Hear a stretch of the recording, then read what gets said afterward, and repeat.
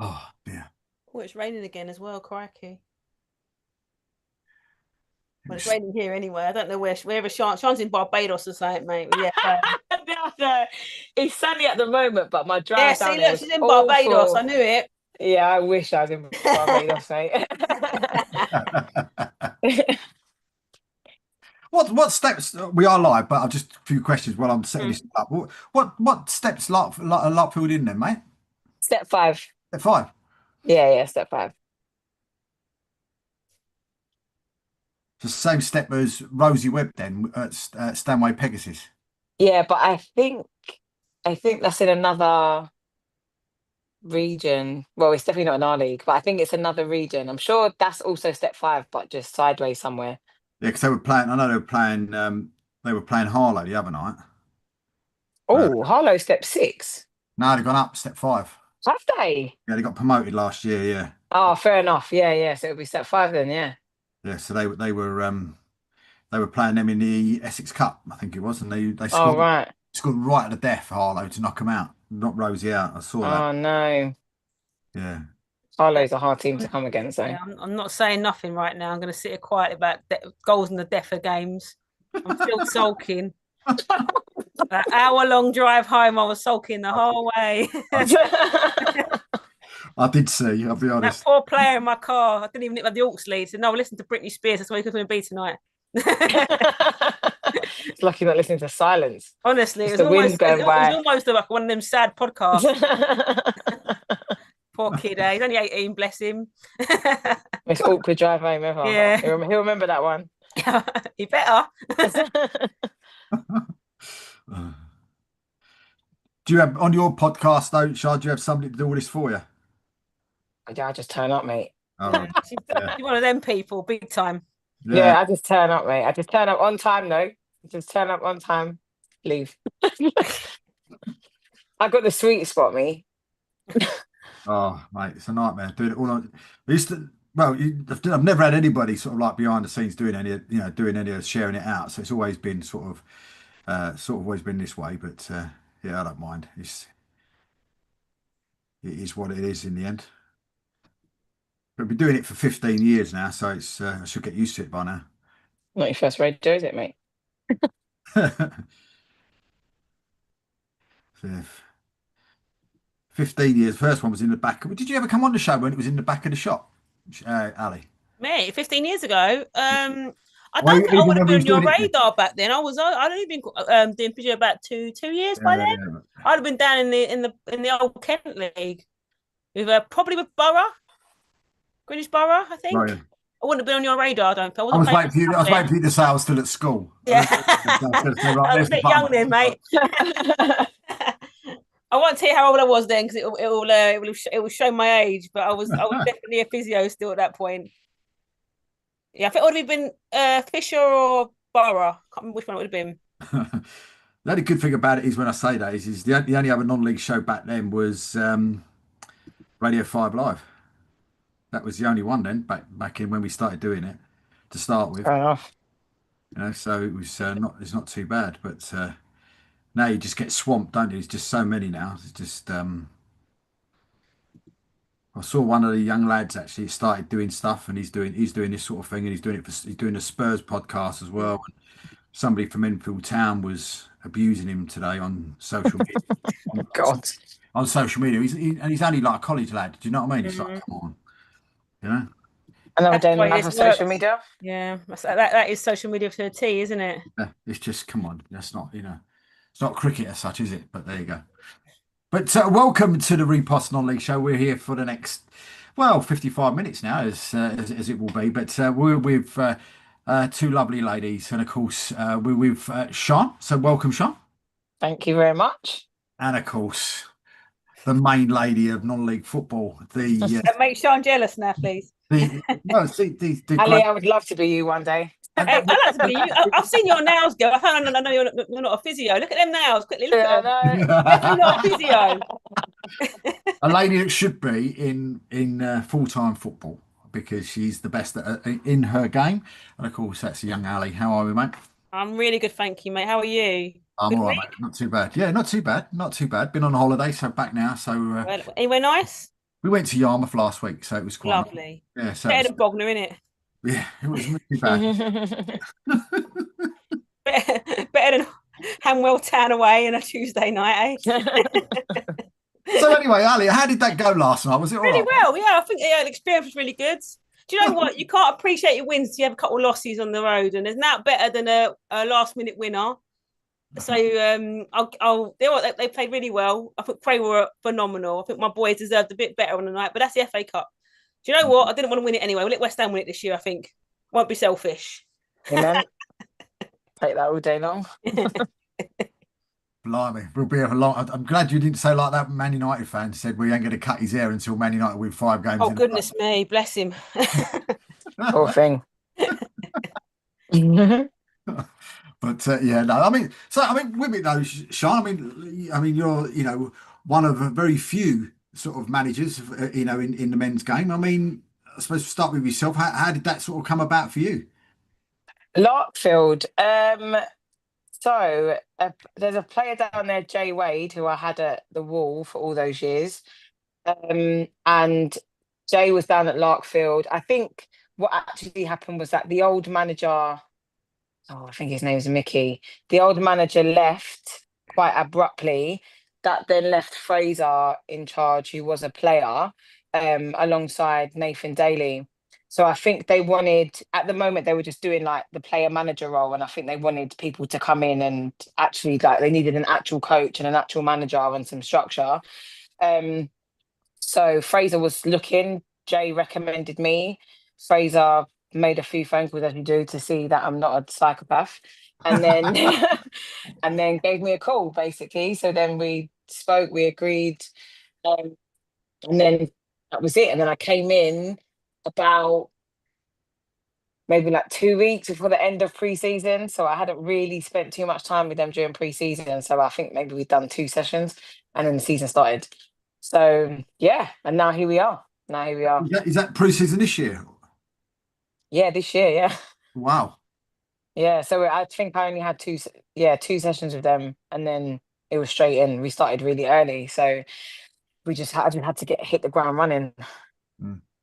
With it though, how easy has that been to, for yourself, not necessarily just at Larkfield, but for yourself though, fitting into that sort of doing the role you do in the men's game? Is it easy? I asked Rosie that question about a couple of years ago, and she said it was tough to start with. But is it an easier fix now?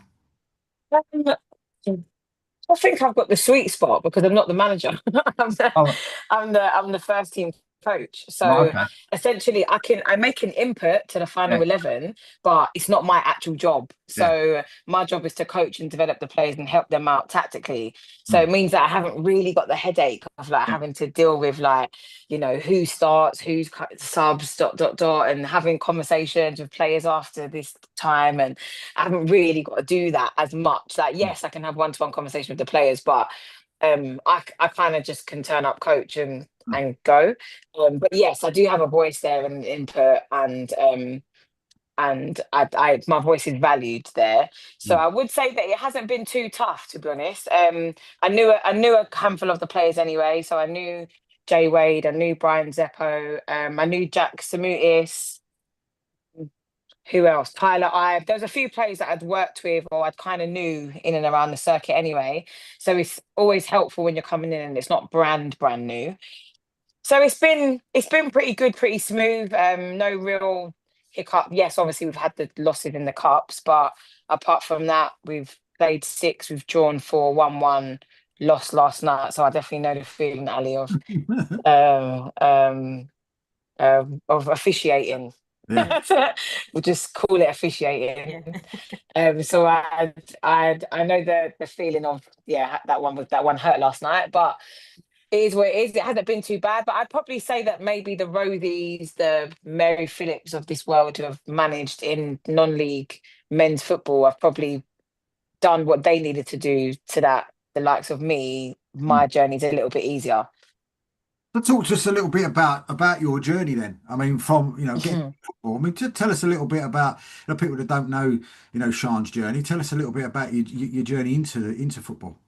I was playing, so that was my initial step in. So I played from the age of 11 up until 28.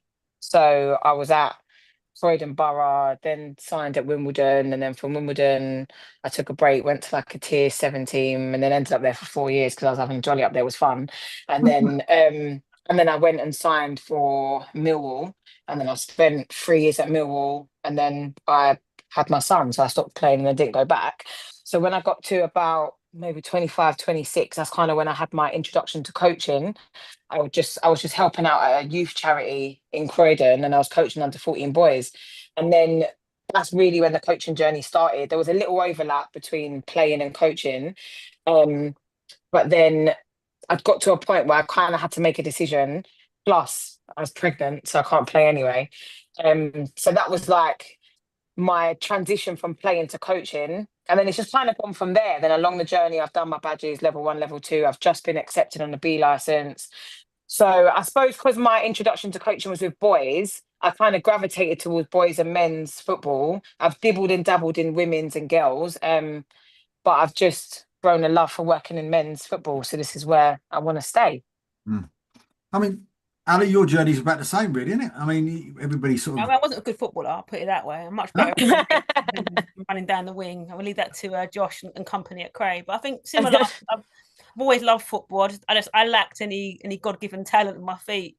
But thankfully, my hands are all right. So I sort of found a way of getting into football using my other skills, and being able to be involved in a changing room is a privilege. And I'm so proud to get to be a football physio every day. I can work in NHS as well. But they're similar, I think. It's a bit of luck along the way sometimes. But I think, Sean, I've known you for donkey's years. I don't want to say how long, a long time now.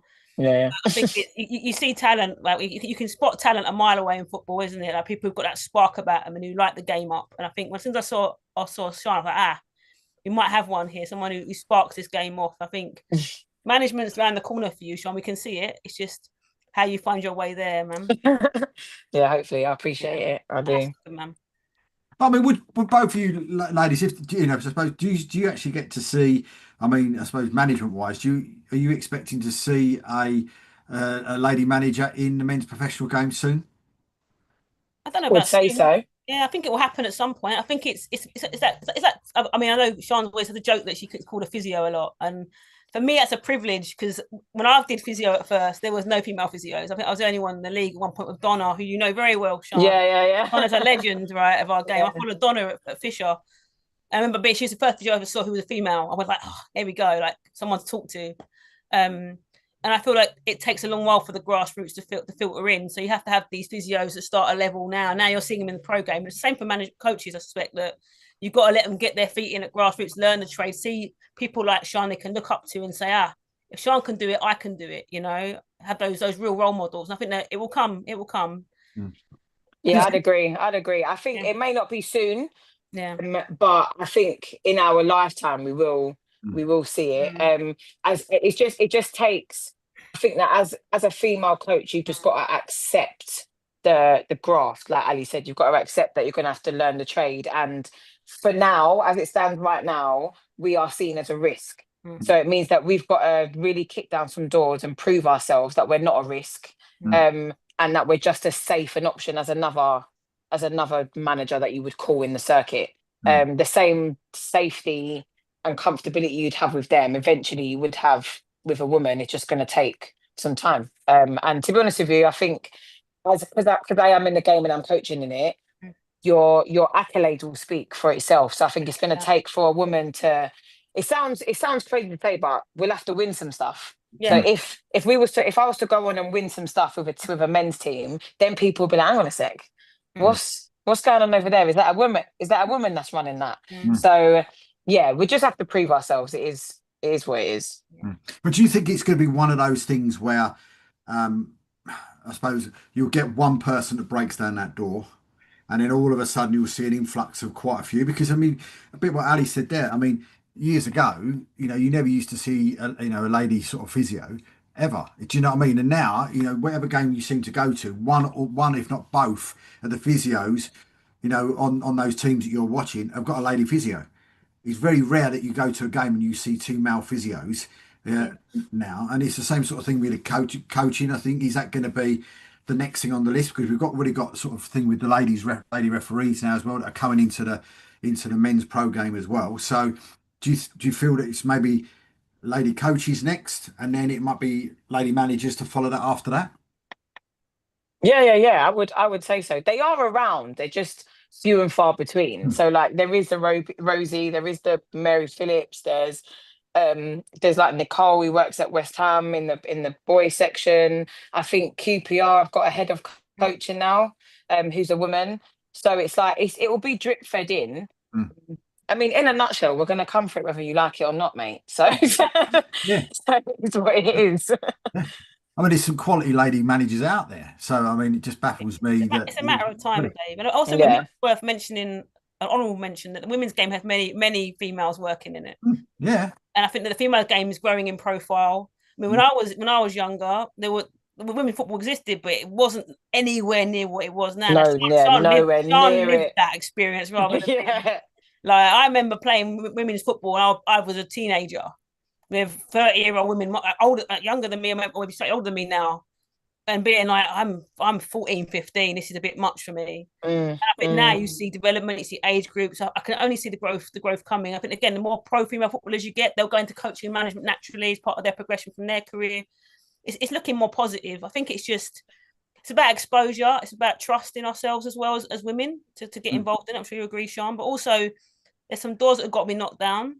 And dare I say, I'm probably one of the older physios now, sadly, along with poor Donna. I won't mention her me, but and perhaps we've got to be part of the blocks to step on to move up to the next section. So the girls that are up after us will climb on us to get to the top of that mountain. And I can't wait to. I'll be at the bottom of it, but I can't wait to see them at the top.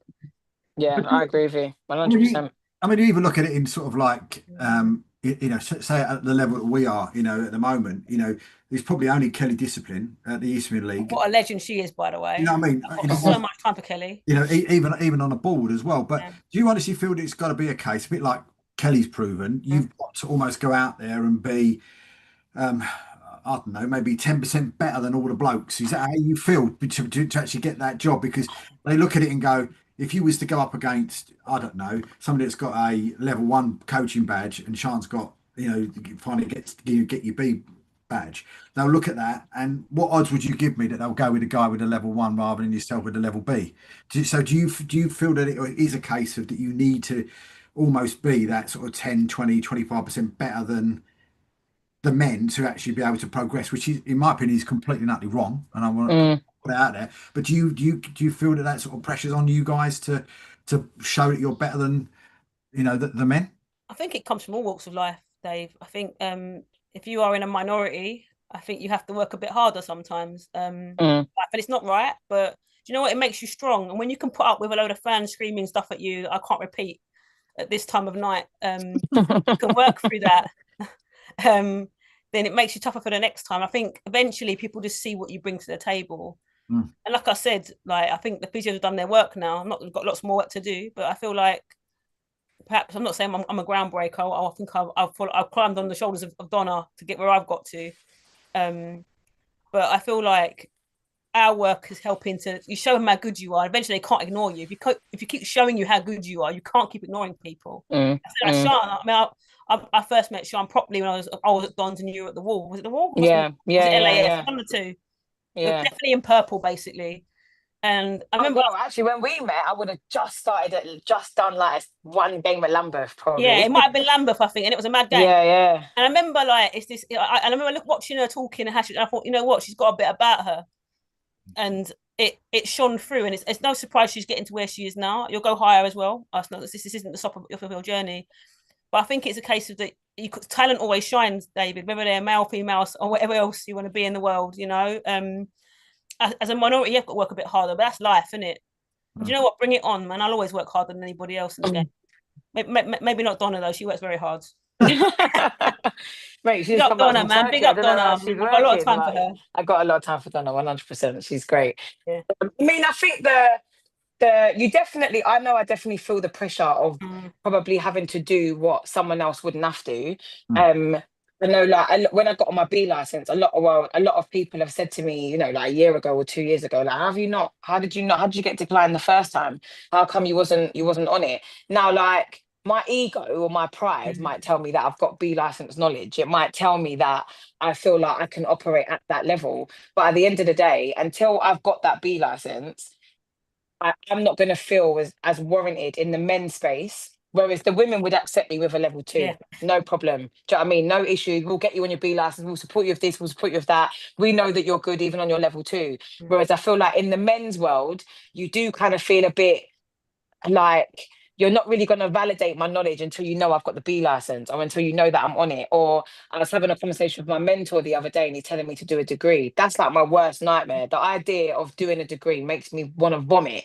But but he was saying to me, but the thing is, Sean, is that as a female coach, like I would suggest you add this to your armor. Mm. And you know, like my view was that, like, but men don't have to add this to their armor. Why do I have to go and do my B license and then do a degree and look after my 2-year-old and work a full-time job? Like, why do I have to do all different stuff just so that I can say in the men's world, guys, I can coach? It's like, it's ridiculous. However, as Ali said, is that when you're a minority in any walk of life, whether it's gender, race, whatever that could be, basically, if you got to do it, if you really want it bad enough, you're going to do it. You're just going to do whatever it is that you need to do. So right now, I am coaching in the men's game. I am at home with my 2-year-old. I am working a full-time job in football, and I did get on the B license. So I'm just going to do it. It's going to be hard, but nothing worth having comes easy. And then when that day comes, that Ali is wishing for me, when that day Your comes, day will come. Your day will come, Sean. the day Everyone's will day come. comes And eventually. it's sweeter when you've worked for it. I'm sure Exactly Ali that. will know now. Like, 100%. Not in it's the FA so Cup much though, mate. sweeter. Not in the FA Cup this time round. I worked pretty hard for that one yesterday. I tell you that much. I know the feeling, mate. We're out too, don't worry. At least I can't play you guys now, like last year when you matched us up.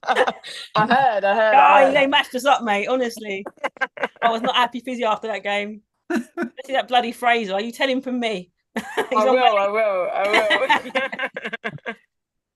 But it's true what you said. I mean, even myself, you know, I'm sort of 55 now, and I'm still, you know, trying to get into a job in football, still trying to do a presenting job or that sort of side of things, and you just don't even get interviews. Do you know what I mean? You know, you just physically don't get, you don't even get an interview for it, you know. But I look at it and it can, you know, yours is possibly what we're talking about being, young ladies. Mine's is because I'm an old geezer and no one wants an old geezer. They want somebody that's sort of like 18, 19 to do it. Do you know what I mean? Rather than someone that's 55. So it's I think that's a difficulty on my side of it is that I'm sort of running out of time. I think even getting, go on, Ali, sorry. Quality always speaks, Dave. I know it's hard, and I know sometimes we all sit there and think what ifs, but you know what? I think people that watch your show properly appreciate you, and you bring a lot of joy to a lot of people's lives. So don't undersell yourself on that matter.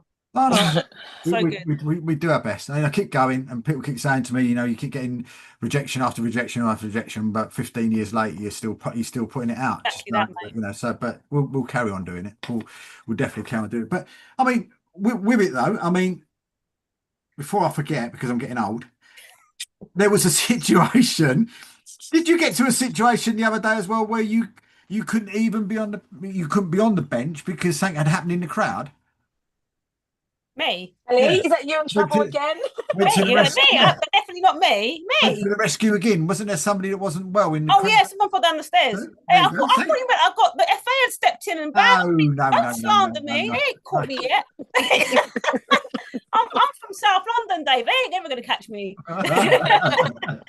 Do you know what? I generally had like a little sweat panic. Then like, oh my god, what did I do? Oh my god! I was like, what has someone DM'd you, Dave, that I've done that's awful? No, one of our youth team fell down the stairs, and I was about 2 minutes before kickoff. So I spent the whole of the first half out making sure that young gentleman was okay, and he was. We scored a goal. I love Josh Williams to bits, by the way, one of my favourite people in the world, and he scored a wonderful goal. And I spent all week preparing this guy to be perfect for this game, and it all come together. And it was a beautiful goal by all accounts.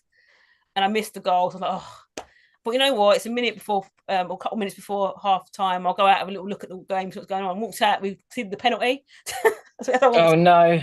And we saved it, and they scored from the rebound. Oh, brilliant! I should just Go stay. back in. Go Stayed back in. inside.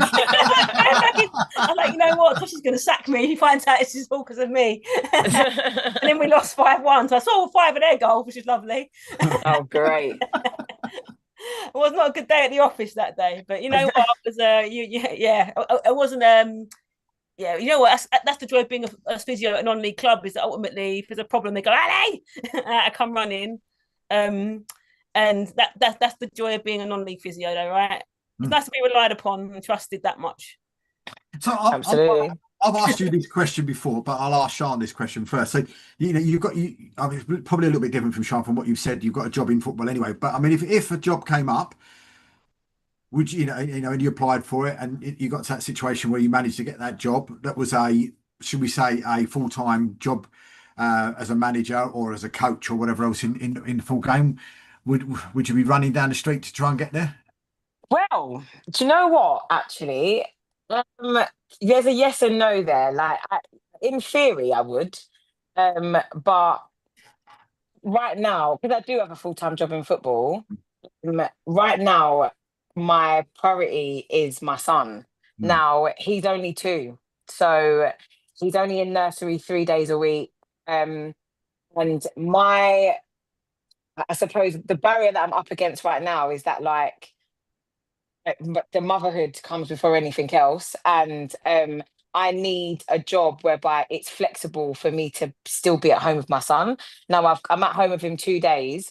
I need to be able to do the nursery run, come back. I need to, even it sounds really stupid, but let's say, for example, I've forgotten, I don't know, his water bottle or something, and I've got to run back to the nursery to get it. I don't want to have to keep phoning my job and be like, oh, listen, need to go and do this, or oh, my son's sick and I've got to go and pick him up from nursery. And you feel like you're constantly like letting someone down. You feel like you're constantly having to phone your work and tell them that, oh, I'm running late because my kid decided to poo before we left the house. So it's like, but that's just my life, like on a day-to-day basis. That's how I feel about the players, mate, always doing that to me. Hang on, ref, he's just in the bathroom, he's having an emergency poo. Yeah, you know what I mean? A minute, Liner, give him a minute. You got like 11 kids, I've just got 1. But it's like, that's how right now the job that I'm in football allows me to be flexible enough where I haven't got to keep picking up the phone and explaining my situation as such. I can work as long as the work gets done and my time isn't managed like that. Whereas I think if I went into a full-time management job, put it this way, it would have to financially allow me to put my son in nursery full time, and that's about £1,000 a month just on nursery alone. So unless you've got enough in the pot to sway me over to put my nursery in full time or my rent's paid, I don't know if the jobs are paying that much basically for me to adjust my whole lifestyle. So if they're not going to do that, then I think my flexibility in motherhood would come before any job, if I'm being honest. So what about a job in WSL, manager of WSL? West Ham come along and want you to do it. Oh, I support West Ham. That's not fair. That's like a cheat code because that number that's today, like, David. yeah, then I'm compromising everything. Then I'd be like, I don't know, someone better take my kid Monday, Tuesday. I'll bring him football with me if you want, man. I don't mind. Yeah, it'll be running you ragged, but take him. As long as That's he's fine. fed and watered, he's happy. We'll have him outside with the boys doing the drills. It's fine. Sure, they've got a crash there, haven't they? Yeah. Yeah, someone's got to take this kid Monday, Tuesday. So everything will be all right. Yeah, I'd have to make it work. I mean, the thing is that I wouldn't say no. And if the job does make sense, luckily I do have a good like support network. So I can always call his dad, call my mum and dad. I've got his family. We've got good like support around us. So we'd make it work for the dream job, I think. But if Tottenham ladies came calling, you just carry on the way you are, yeah? Odd off. Yeah, bro. Jog on. You jog on, mate. I'm West Ham free. What about you, Ali? I mean, I know the last time I asked you that question, I know you love your job doing what you do, but I mean, if you get a job that come along. if say Mr. Neil Smith calls you tomorrow and Oh, wants you to don't physio give a me crawler. smudge. That's different. Tosh. I'll be locked in the back of Tosh's car. I suspect not allowed to get out for a few weeks. But essentially, I'll be honest. I think my first love's probably non-league football, which smells. It feels so small compared to motherhood, doesn't it? But I think No. generally, I just love football so much. You know, I know you've got a 2-year-old, Sean, but like, do you understand about like how Cray Wanderers works? It's great. Someone's got to give Josh chocolate milk after the game. But I think, you know what, I don't think I would now, Dave. I don't know what I said last time. I don't think I would. I think I'm incredibly happy where I am. I think I don't want to say it too loudly, but perhaps I'm getting to the point where legacy comes in, and moving on from football at some point creeps into my back of my mind. And what do I want to do next in terms of my career as a football physio, and also as NHS physio. So I think I'm very happy where I am. I'm very blessed. I think my time for chasing pro deals is probably come and gone, I suspect. As much as listening, no, that wasn't a direct no, by the way. Well, I'll ask him that question because, believe it or not, he's coming on in a couple of weeks. Is he? He's Oh, bless. I love. You know what? I love him so much. What a geezer. But 22nd he's coming on. Yeah, I think it's just a case of that. I'm very incredibly lucky to be at Cray Wanderers, a club that are very close to my heart. I think I'm very well loved there. I think I've been to my second stint at Cray now, so I think I'm very blessed to be at a club where I genuinely love being there. I love the people there, those players, Tosh, Stimo, Alf. They are amazing people. I was about mentioning Roy and all the lads, like they're amazing. And I generally look forward to going football every week. And I can't see a pro team challenging that in my life. Right, here we go then. I'll challenge it. All right. Sean, it's the West Ham ladies' job. Yep. And she calls you. And she calls you to be physio. I go, Sean, I love you so much, mate. But Don said I can't go because you're Lambert through and through, girl. George just rang up. We said, no, don't do it, Al. It's the wall, really. Lambert had me for like. I mean, the two of them, we all had issues, didn't we? Let's be honest. Yeah. Lambert took me out on a date, but I was in a relationship with the wall. Oh, I see how it is, man. I see how it is. Like, me and Don's exes, isn't it? But we still talk, so it's all right. Don't tell Cray. Don't tell Cray. But yeah, do you know what? Genuinely, Dave, I don't think I'd take it now. I don't think I would. Maybe for like a couple of mil a week, I'd be all over it. But that'd be an incredible deal to get me just a couple of mil, just two. A couple of mil, that'd be all right. Waiting to deal with a couple of backhanders signing on for yeah. There's only a couple of mil for me. I'm cheap. Everyone's got a price, mate. Everyone's got a price. Yeah, everyone's got a price. I'm from Catford, girl. I'll be a fiver for me, wouldn't it? Cheeky score. Yeah. So how many times though, for both of you ladies as well, I mean, do you ever get to that stage where you do get sort of phone calls from people just asking you to, even if it's another step 5 team or a step 4 team, or do you, I know you do, Ali, because I know for a fact, but Sean as well, do you actually get calls to say, look, can you come and do this and come to us instead? Do you actually get that sort of phone call? Anymore, Dave, to be honest. I think they know they're going to get a straight no from me most of the time now. I don't even entertain it anymore because I'm really happy. Don't even talk to me about anything like expenses and that. I don't want to hear it because you can't turn my head. And I put their message in the physio group and says that so-and-so looking for a physio. I think I get more calls now asking me, can I find them a physio? I get a lot of that because they're very hard to come by, especially a decent one. But I think I've gone over the wall now a little bit. But I'm still Dons. Gone over the wall. I'm still Dons. Ali's too expensive. That's why no one rings her. They can't afford her. Yeah. I've heard the rumours. They can't afford her. I had to pull the whole ground for my ego. It's mad. But if I'm being honest with you, my actual answer is no. I don't get a lot of men's calls. I actually don't. So women's I do, and grassroots stuff I do, but men's non-league not so much. So, and that's actually where I want to be. So because it's more few and far between, I'm more likely to take it if it comes. So like this year, I didn't have 4 or 5 offers. Larkfield called and I went. So it made sense. I wasn't that desperate, guys, by the way, but it did make sense. But yeah, I didn't have 4 or 5 different offers. Sometimes I might get like an olive branch. So sometimes someone might say, oh, if I get a job here, I would like you to come over, but they don't get that job. So then I just stay hanging around, basically. If I go Arsenal, shall I bring you with me? Yeah, do you know what I mean? If I go Bromley one day, then I'll bring you in. All right, we'll get the job first, and then we'll have that conversation. Is it a case of like you prefer to have a job in the men's game rather than the ladies' game? So, say for instance, I know one of the local sides around here, Enfield Town ladies, they were looking for a manager just recently.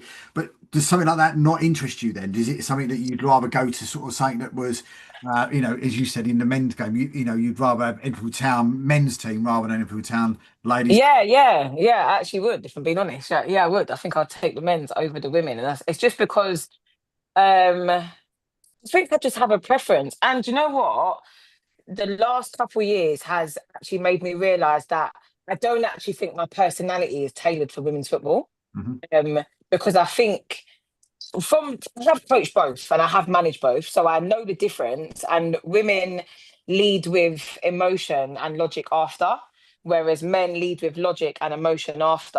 Mm. And I think that I really struggle to deal with emotion first and logic after. I think it's just because I grew up around boys, my cousins are boys, families are boys.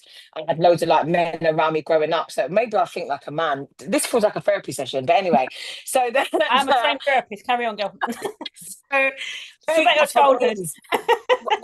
way more likely to just like say things a bit more abruptly, more directly, and men tend to take to that more. Whereas I think with women, you've got to really take care of their emotions and be a bit more sensitive to how you word stuff. And I think I've still got to develop in that area, basically, in terms of like catering for people's emotions in the way that they need for me to get the best out of them as a player. I can do it, but I do find it hard. So I think until I've like developed that, just keep me in men's football, basically, where I can be a bit more harsh and direct. And then if we tell each other to F off, we're still going to drink and rum at the bar after. Whereas I think with women, they just won't talk to me for 2 weeks.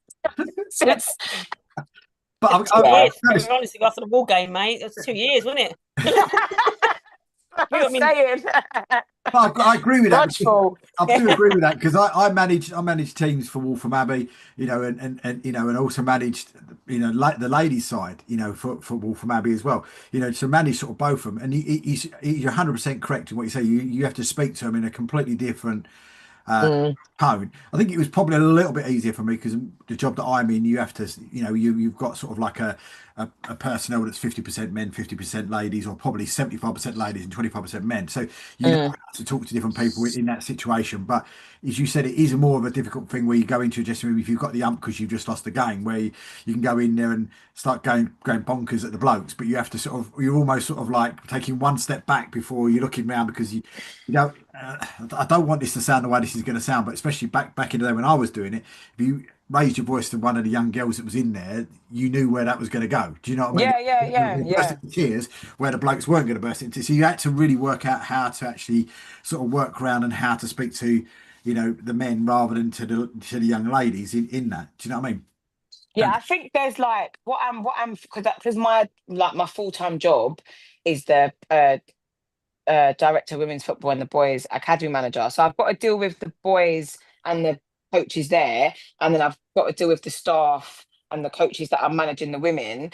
And I definitely feel like there's a need for me to be in women's football because they do need women. They need like someone to relate to, and men. There are conversations that women just don't really want to have with men. So there is a need for me to be in that side of the game. But then I also feel like the men, let's say, is that like I actually think having a woman in a changing room in non-league, especially, is a game changer that I don't think the game even knows it needs. And I tell you something too, like just as we're talking about it, literally 2 to 3 weeks ago, we had a young player at Larkfield who got blasted after a game for just having a bit of attitude, basically.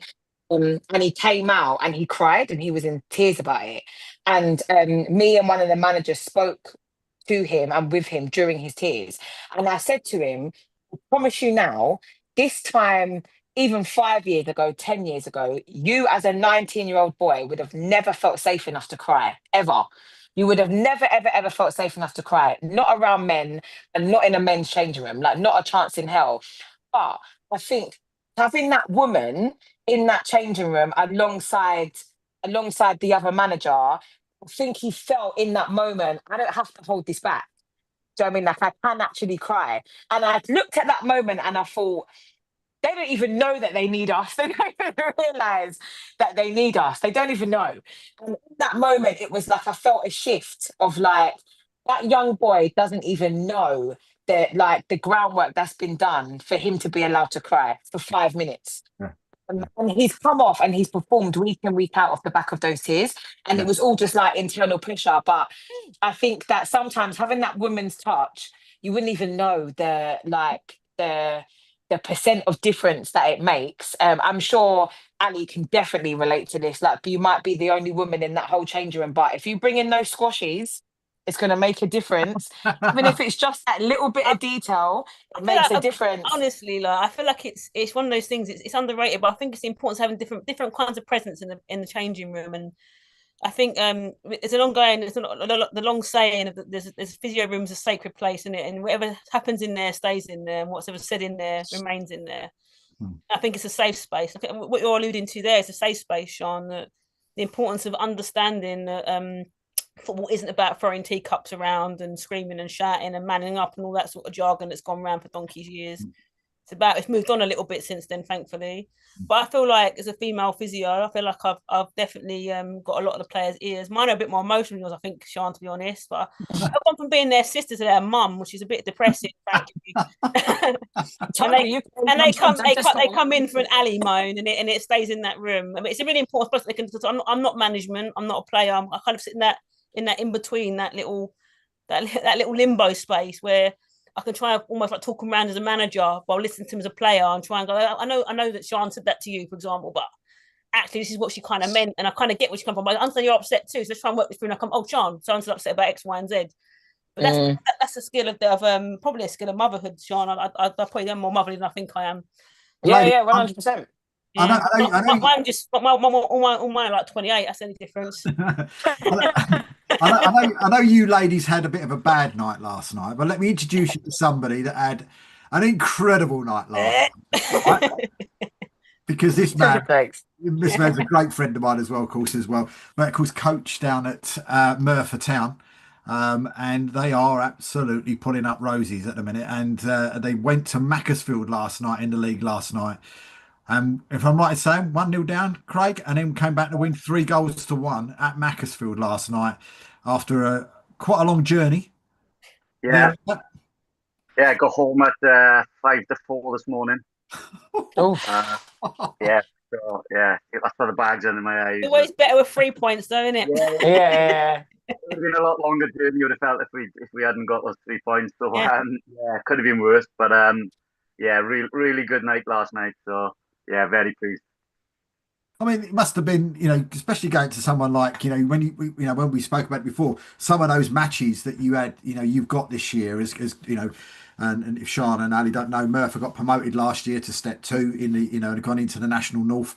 And you look at some of those ex-league sides that are in that league, and Macclesfield, of course, being one of them. And then you go to Macclesfield and do what you did to them last night. I mean, it's what dreams are made of, isn't it?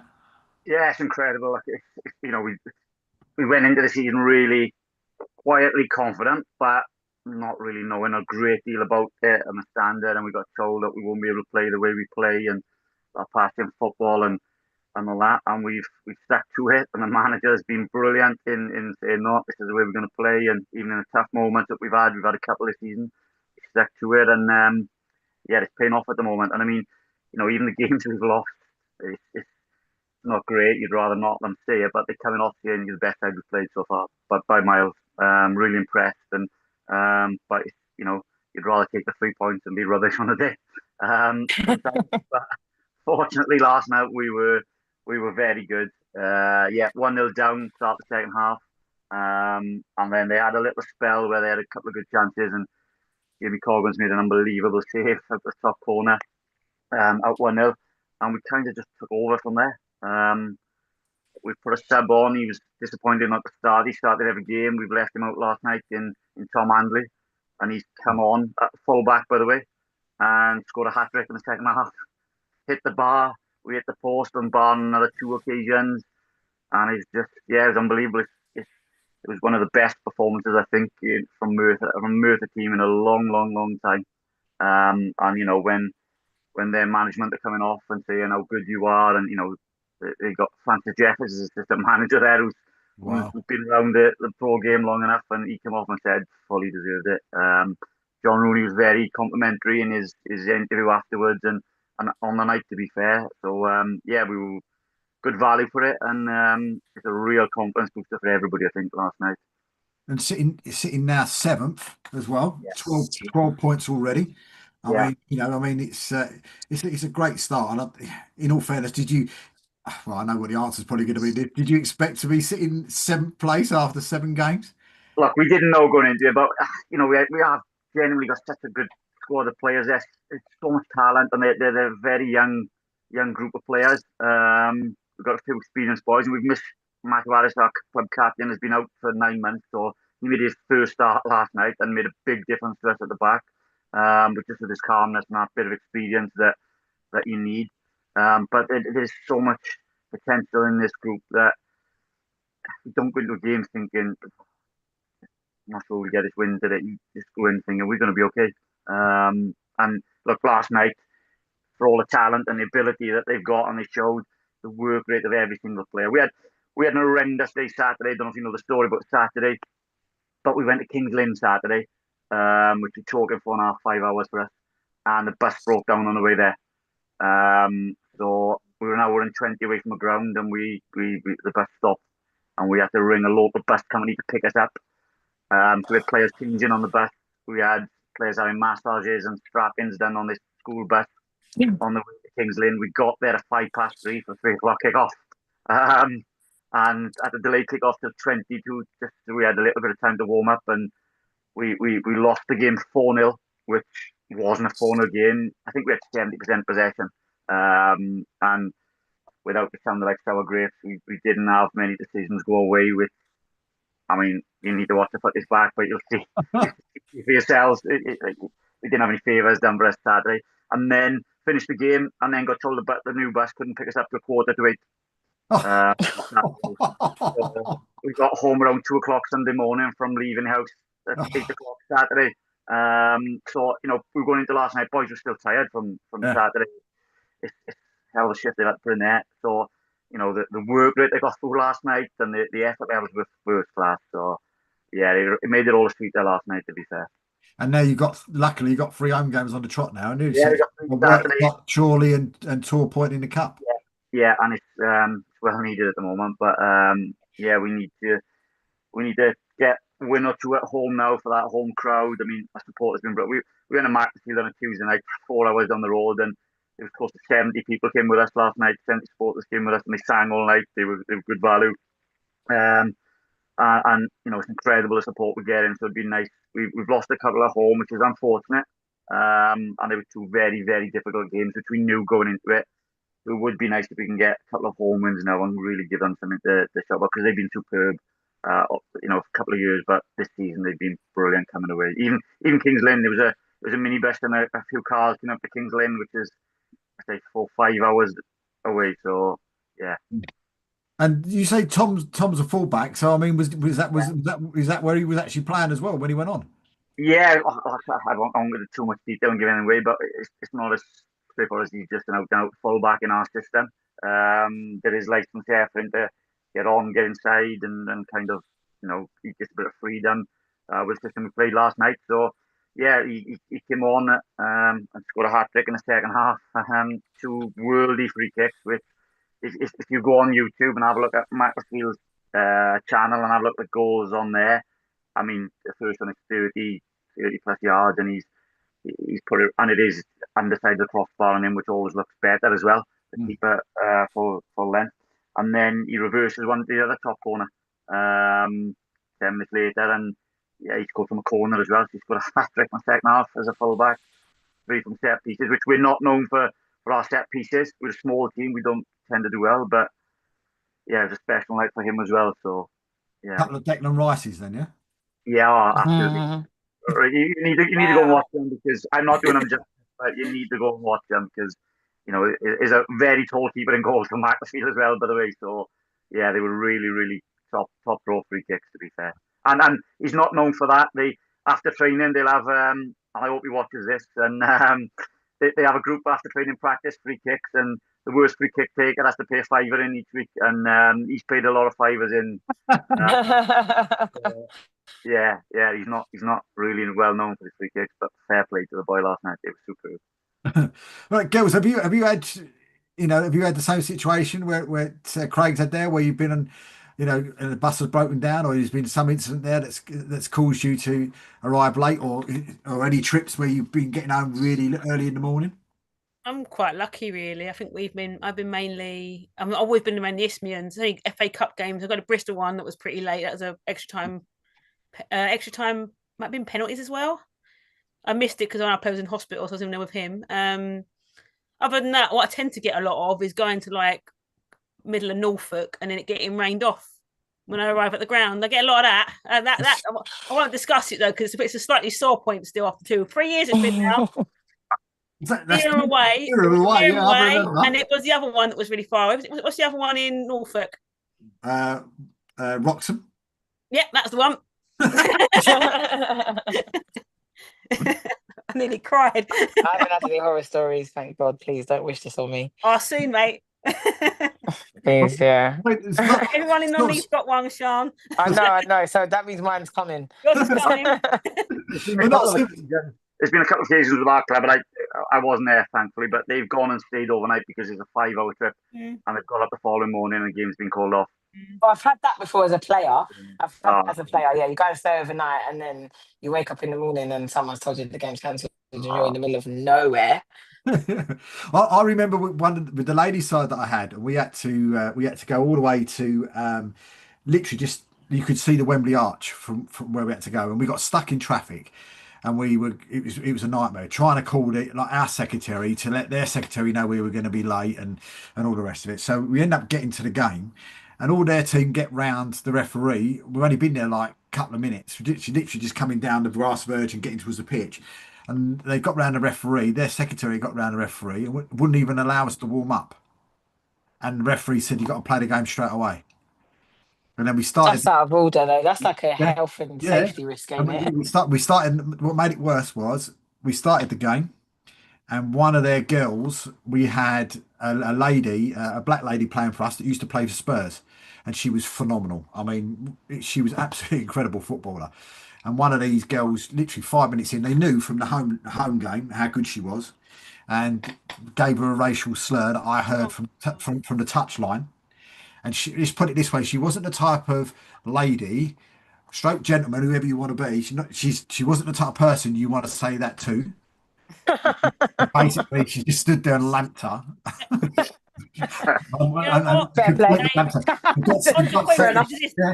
sent off. Got sent off, and we lost 12-0. It was just. I think you won, really, Dave. I'm not going to lie to you. Yeah. It was one of those days. The moral victory was yours, I sense. But Waltham Abbey have just had the same, well, not the same sort of situation, but Waltham Abbey got through in the FA Cup last weekend, and they've just been drawn at home to Galston next Saturday. And of course, on that day, they were due to be playing away to one of Ali's favourite teams, Wroxham. Oh, so see, look, it was always them. They've actually got to go to Norfolk midweek. Yep. To play that game, the league game, because of course the worst thing about it is if they draw against Galston. Yep. Is there still replays? I'm not sure. Don't start me. That's what last night was. Replay. All right. So if there's replays or not replays, I don't know if the replays stop at that whenever they stop. But if there's a replay, they'll have to go to Galston. Replay stop on the ground conveniently now. Yeah, on a Tuesday night, which is also in Norfolk. Yeah. So they could end up with 2 trips. I mean, put them Saturday, have a long stay. That's what I would suggest. We've the potential with us that unfortunately we're on the right end of it, but depending on FA Cup results, South Shields could have to come down to Merthyr on a Tuesday night, depending on results in the FA Cup. I would say I'm not a huge fan of the replays. I'm not going to talk about it. As a physio, they're my nemesis. Yeah, but yeah, but replays are all right until you go into injury time, aren't they? They're just as a. Do you know what it is? When you've got a squad of 16 people, which you have at Cray at the moment, and you got, I'm not going to go to the numbers situation we had yesterday of where I was doing physio, trying to keep as many of my players fit for Tosh as I could, and knowing that I didn't need a replay that weekend. But anyway, it don't matter. The FA and me have many issues together, I sense. One of them being replays. So, Sean, going into this weekend, sort of final sort of question: who have you got on the weekend? Oh, mate, I don't even pay attention. I don't know. Just honestly, I don't pay attention. It doesn't matter. Yeah, do you know what it is? You know what it sounds like, this is going to sound really big time from me, yeah. But the reason being is because in the league that we're in, everyone just plays a similar type of football. So it's not really. I think if I was at like step 3 or step 2, I'd probably pay more attention to who we're playing. But really, at this level, everybody and their mother is going long. So what are we really planning for? I'm looking for you now. You're on my web pages because I've got you on my opening page. I was just looking. You're I've actually got you because of phrase because I've got Stansfield. You're Stansfield at home, yeah. I just all I know is that it's a home game and I've got to be there at 1:15. That's it. I don't even bother. I don't bother because the truth of the matter is that from what I've been told about the league, from some of the games I've seen already, from some of the games I've been involved with, everybody is going long. So honestly, I'd warm up the players in exactly the same way. I might take notes during halftime to give them during the halftime team talk. Hope that they apply it in the second half. Try and give pointers throughout the game, but you're just coaching against long ball every week. Well, so they're actually 1-0 tonight. They're actually winning 1-0 tonight. Your opposition at the weekend. They're beating Keith's team, Corinthian, 1-0. Right. Yeah. So I mean, it's probably just like this for 9 minutes. I'm not firing shots today. I'm not getting involved. Stansfield. I didn't say at Stansfield. I want to make it clear. I'm the good guy. I think if I'm being, this is me being dead honest, and shoot me now if you would like to. But I think at the moment the only team that I think I would plan for and I want to know when we're playing is Whitstable. And I think, reason being is because I really like their coach, Jamie Quayle. I think he's really good. I know he's a coach developer, so I basically respect his brain as a coach. And also, even though Whitstable are step 5, they've stepped up and beat some big teams. So like they just won FA Vars. They beat College in the FA Cup. Yeah, so that was a great result. Yeah, exactly. So they're a team that they know how to win big games. Like they know how to win games. So Whitstable would be someone that I'd think, all right, let me know the week we're playing Whitstable. But other than that, we're coaching against Route 1 football, mate. So it just is what it is. It's hitting and kicking at this level, to be honest. And Ali's got a trip down the seaside, haven't you? Yeah, I'm looking forward to it. I like Lewis. It's a great club, and they've got a really cool ground. And also, you've got Lewis. Their ground is lovely. You know what? It's lovely, like to look at, but playing there, they seem to always have the knack of beating me there. But Bradley Prick's there now. He's one of my best friends, so I've not spoken to him all week because I'm getting that zone now of being an enemy. I've texted him saying like, I can't stand you. You're horrible. Craig, do you know what? Just Craig, I don't know if Craig knows. Do you know what the ground's called at Lewis, Craig? No. I know the ground. I know. Yeah, I know. It's called the Dripping Pan.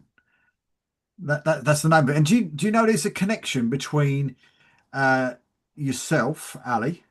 Is there? Between between you, me, and when we used to do the physio show, there was somebody that we tried desperately to get onto the physio show, and I only found out yesterday that she's now at Lewis. Who? Is it Eva, the lady that was? Yes. Oh my god, I know. We're friends we're Twitter friends now. We're Twitter friends. Me and Eves were great. No, she's a really, what a woman, by the way. What a woman. She's one of their she's involved at the club. Yeah. Bradley's met her and didn't call me, so I come meet her, Ali. I know she's your hero. Again, this is my team talk for Craig this week. Like, they disrespected me at every turn. This man's my friend. He met Eva, didn't call me, didn't ask about her hair regime or nothing. What kind of friend is he? So anybody that doesn't know, me and Ali are actually talking. Anybody that doesn't know who me and Ali are talking, Eva was the physio at Chelsea. Dr. Dave. At Chelsea that Jose Mourinho got the ump with and basically got rid of, wasn't it? So Yeah, that's who we were talking to. We did try to get her on the show about 6 months after that actually happened, but we never got a reply. So, but that's I sensed she was keeping radio silence on the matter. Can imagine media train that. Yeah, well, that was her going. Maybe I shouldn't. Maybe his toys were well and truly out the pram, weren't they? Bless him. But listen, guys, the time's run away from us, and I really have appreciated you guys coming on. I've really, really enjoyed it, and a massive thanks to Sean, and of course to Ali, and of course to you, Craig, as well. Hopefully, we'll speak to you again next week, Craig. We're still trying to nail down a guest for next week. I'm still on the phone trying to get a few people. Better get Tosh on if you ask him nicely. Go for your life. I'll poke him. Give him a poke, and give Eva a call as well. See if she wants to come on next week. Hang on. Hi, Dr. Eves. Yeah, but, on the 15th, we've actually got Great Wakering Rovers. They'll be joining us on the 15th. 22nd, as I said earlier on, good friend of mine and Ali's will be on with us as well. Smudger will be joining us on the 22nd. Of September, so that'll be good fun to have. But we wish everybody a good week, and hope everything goes all right, Sean, at your end with what you're up to at the present minute in time. And of course, thank you, and everybody else, a massive thank you for watching tonight. And of course, I'll be back next week, same time, same place, or Monday, not the same time, same place as I normally say. Be back Monday next week with me, and Craig will come on and with the Road to Murphy as well next week. But until then, good night. thank you.